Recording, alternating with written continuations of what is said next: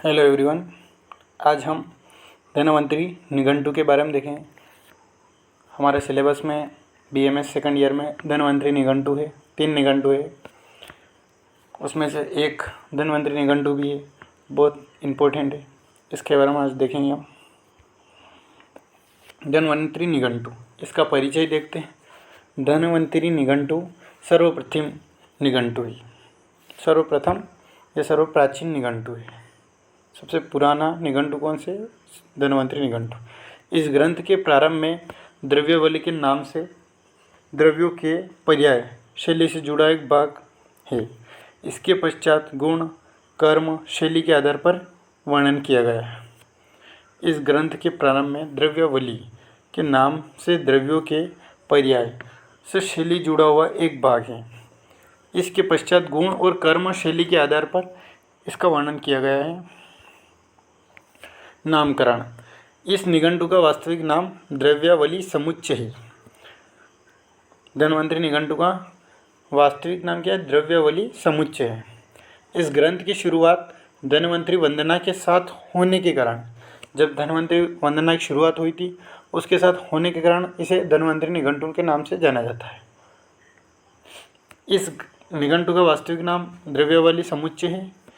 इस ग्रंथ की शुरुआत धन्वंतरी वंदना के साथ होने के कारण इसको नाम क्या दिया? धन्वंतरी निघंटु।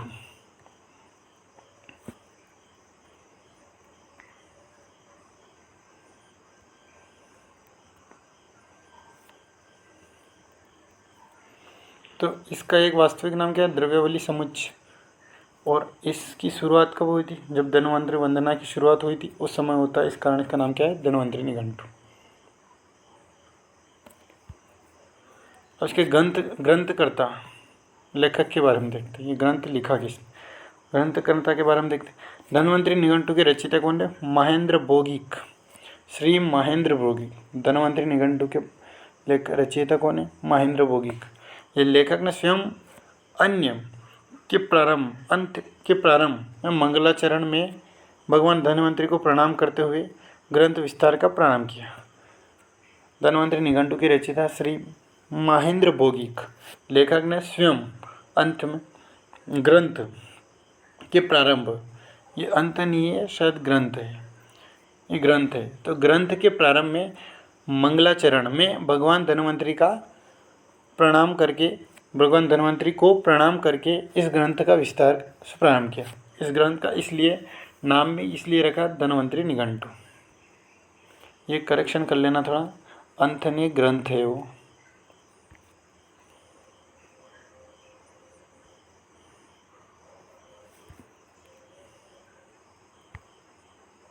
काल का निर्धारण। हम देखते हैं अब काल का निर्धारण। द्रव्यावली वस्तुतः जो धन्वंतरी के निघंटु का आधे भाग है। इसमें 7 वर्गों में औषधियों की गणना होने के बाद पुनः धन्वंतरी वंदना के पश्चात द्रव्य गुण कर्म का निरूपण किया गया। द्रव्यावली वस्तुतः जो धन्वंतरी निघंटु का है आधे भाग है। उसमें 7 वर्गों में औषधियों की गणना की। उन गणना होने के बाद धन्वंतरी वंदना के पश्चात द्रव्य के गुण और कर्म का निरूपण किया। अतः धन्वंतरी निघंटु इन दोनों ग्रंथों का सम्मिलित रूप है।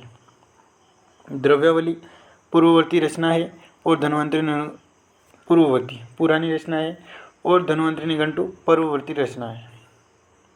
ठीक है, द्रव्यावली और दोनों निघंटु का सम्मिलित रूप है, द्रव्यावली समुच्चय।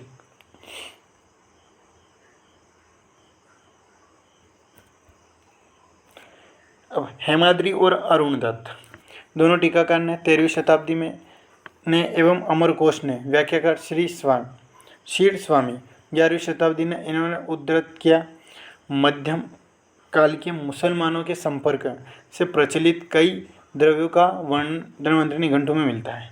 जो मध्यकाल था, मध्यकाल के समय मुसलमानों के संपर्क से प्रचलित कई द्रव्यों का वर्णन धन्वंतरी निघंटु में मिलता है।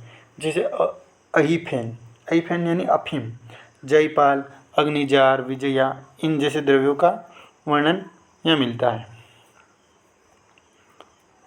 अहीफेन, जयपाल, अग्निजार, विजया, इन द्रव्यों का वर्णन यहाँ पर मिलता है।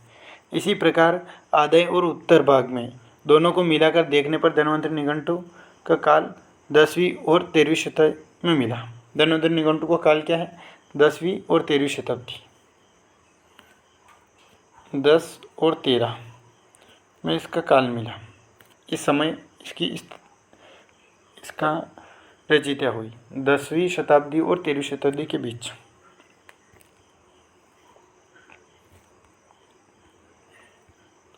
अब विषय वस्तु देखते। धन्वंतरि निघंटु में 373 द्रव्यों का विवरण एवं गणपाठ द्वारा किया गया है।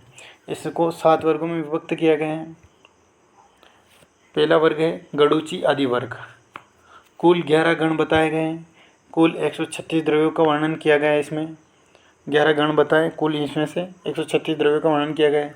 40 द्रव्य विशेष का वर्णन किया गया है। ऊर्ध्वार्ध दोष निर्हरणार्थ के बाद सर्वरोगनाशक एवं क्वाथ कल्पना को प्रधानता दी गई है। गणुची वर्ग में क्या दिया? गणुची आदि वर्ग में कुल कितने हैं? 11 गण बताए, उसमें से 136 द्रव्यों का वर्णन मिला है इसमें। तो 40 द्रव्य विशेष का वर्णन मिला है। ऊर्ध्वार्ध दोष निर्हरणार्थ के बाद सर्वरोगनाशक एवं क्वाथ कल्पना को प्रधानता दी गई है। गणुची आदि वर्ग में किसको प्रधानता दी? क्वाथ कल्पना को प्रधानता दी गई। शतपुष्पादि वर्ग। दूसरा वर्ग कौन? शतपुष्पादि वर्ग।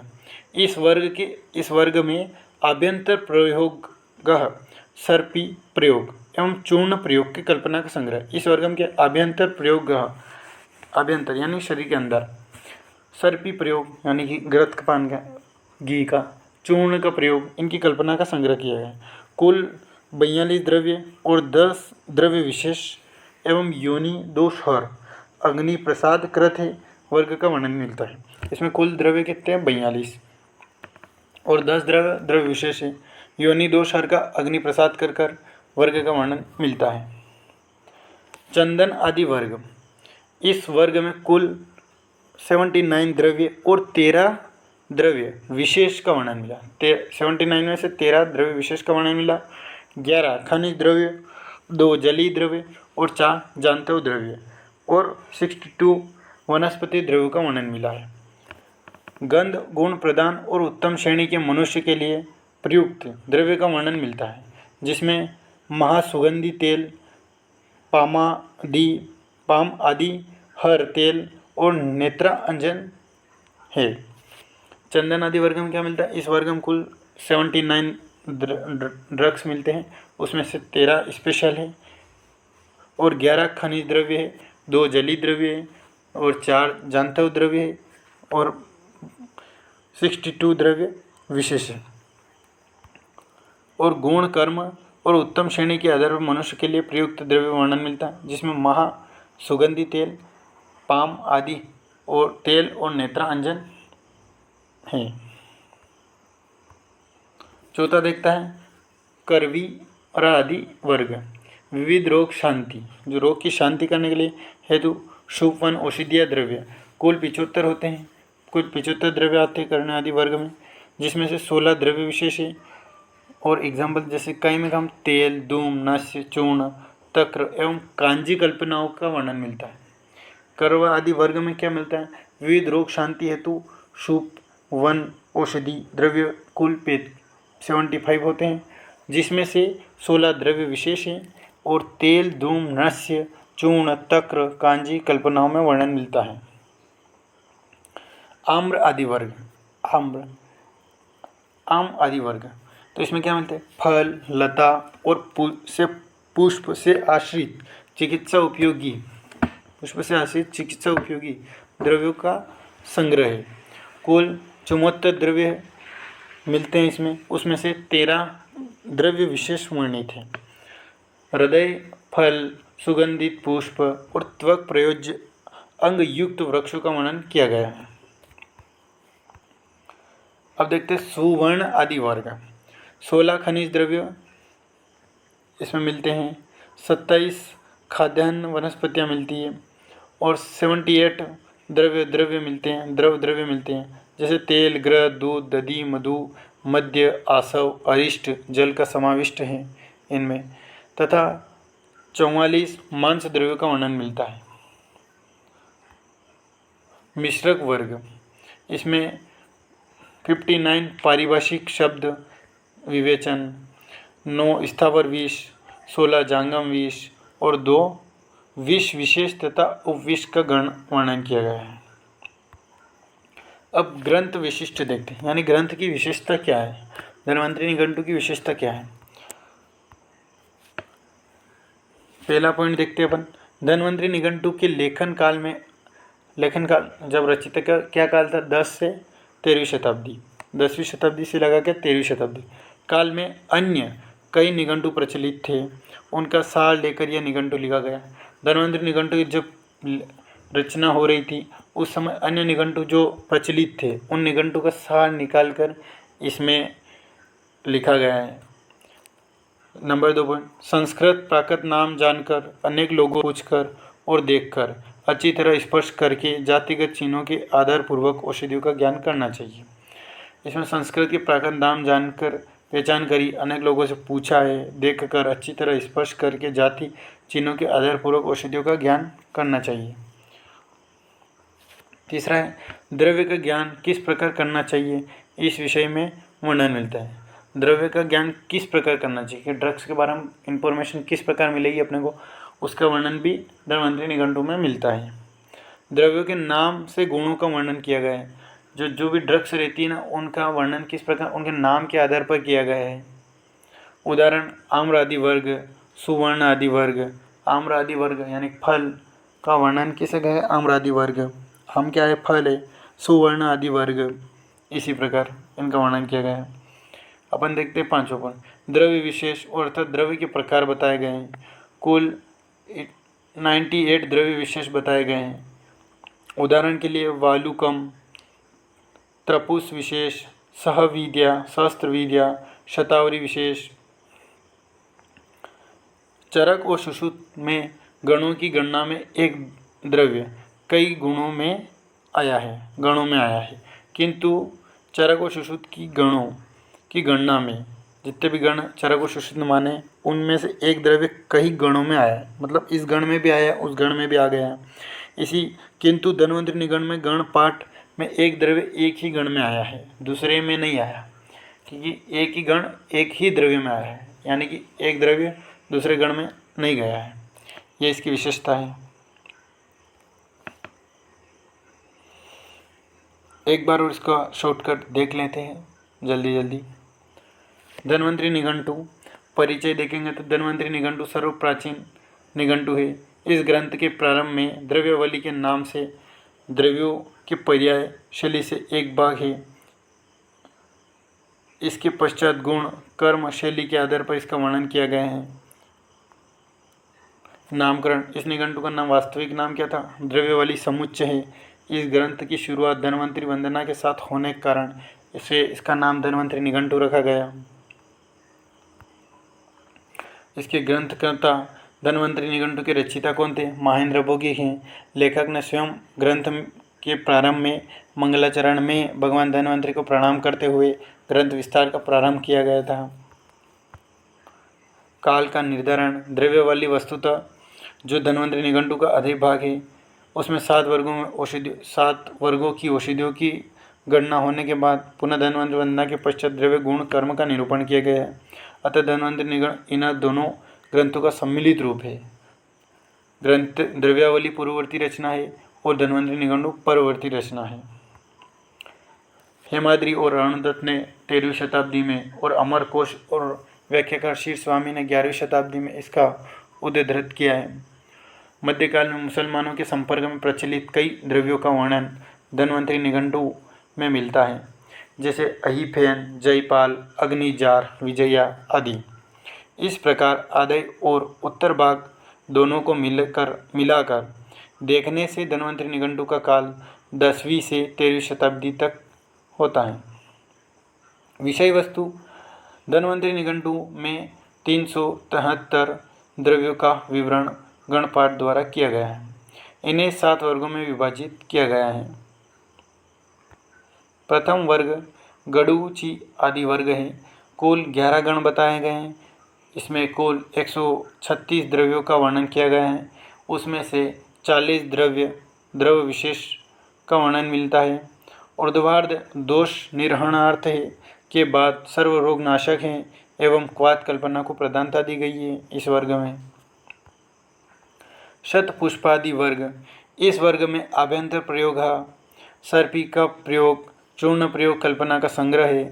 इसमें कुल 42 द्रव्य होते हैं, उसमें से 10 द्रव्य विशेष होते हैं। योनि दोष हर, अग्नि प्रसाद कृत का वर्णन मिलता है। चंदन आदि वर्ग, इस वर्ग में कुल 79 द्रव्य मिलते हैं, उसमें से 13 द्रव्य विशेष का वर्णन किया गया है। 11 खनिज द्रव्य, 2 जलीय द्रव्य, 4 जांतव द्रव्य और 62 वनस्पति द्रव्य का वर्णन मिलता है। गंध गुण प्रदान और उत्तम श्रेणी के मनुष्य के लिए प्रयुक्त द्रव्य का वर्णन मिलता है, जिसमें माँ सुगंधी तेल, पाम आदि, हर तेल, नेत्रांजन मिलता है। करवी आदि वर्ग, विविध रोग शांति हेतु शुभ वन औषधि द्रव्य कुल 75 हैं, जिसमें 16 द्रव्य विशेष हैं। तेल, धूम, नस्य, चूर्ण, तक्र, कांजी कल्पनाओं का वर्णन मिलता है। आम्र आदि वर्ग, फल, लता, पुष्प से आश्रित चिकित्सा उपयोगी द्रव्यों का संग्रह है। कुल 74 द्रव्य मिलते हैं, उसमें से 13 द्रव्य विशेष बताए गए हैं। हृदय, फल, सुगंधित पुष्प, त्वक, प्रयोज्य अंग युक्त वृक्षों का वर्णन किया गया है। सुवर्ण आदि वर्ग, इसमें 16 खनिज द्रव्य हैं, 27 खाद्यान्न वनस्पतियाँ हैं, 78 द्रव्य है, जैसे तेल, घृत, दधि, दूध, मधु, मद्य, आसव, आरिष्ट, जल आदि का समाविष्ट है। 44 मांस द्रव्यों का वर्णन किया गया है। मिश्रक वर्ग, इसमें मिलते हैं 59 पारिभाषिक द्रव्य शब्द विषण, 9 स्थावर विशेष, 16 जांगम विष स्थावर विष, जांगम विष, 2 विष विशेष तथा उपविष गण का वर्णन किया गया है। इस ग्रंथ की विशेषता क्या है? ग्रंथ वैशिष्ट्य, धन्वंतरि निघंटु के लेखन काल में अन्य कई निघंटु प्रचलित थे, उनका सार लेकर यह निघंटु लिखा गया है। संस्कृत प्राकृत नाम जानकर, अनेक लोगों से पूछकर और देखकर अच्छी तरह स्पर्श करके जातिगत चिन्हों का आधारपूर्वक औषधि का ज्ञान करना चाहिए। द्रव्य ज्ञान किस प्रकार करना चाहिए, इस विषय में वर्णन मिलता है धन्वंतरि निघंटु में। द्रव्यों के नाम से गणों का वर्णन किया गया है। उधर आम्र आदि, सुवर्ण आदि वर्ग, द्रव्य विशेष अर्थात द्रव्य के प्रकार बताए गए हैं। कुल 98 द्रव्य विशेष बताए गए हैं। उदाहरण वालुकम, तपुस विशेष, सहर, विद्या, शतावरी विशेष।